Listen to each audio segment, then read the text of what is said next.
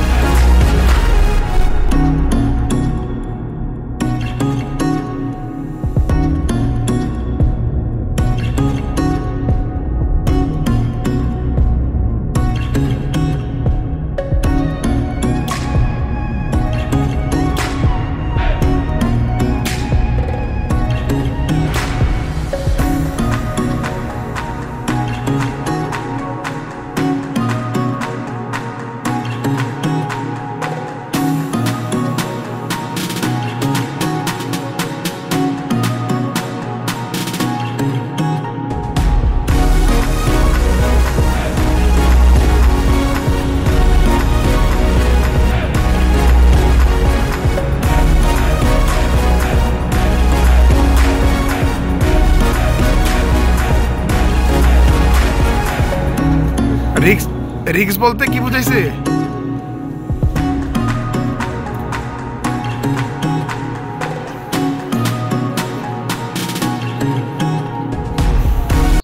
ঘুরতে ঘুরতে আমরা চলে এসেছে একদম জমিদার প্রাসাদের শেষ প্রান্তে।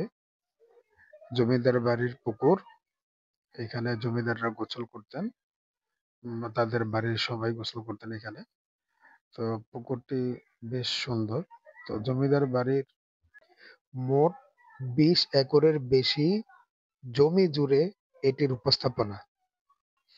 এই পুকুরের পাশে একটি ইদারাও আছে। তো চলুন দেখতে থাকি পুকুরের পরিবেশ কেমন। পুকুরের মাঝখানে দেখা যাচ্ছে বেশ কিছু শাপলা ফুটে আছে, দেখতে ভালো লাগতেছে। তো চলুন দেখতে থাকি আমরা পুকুরের সৌন্দর্য।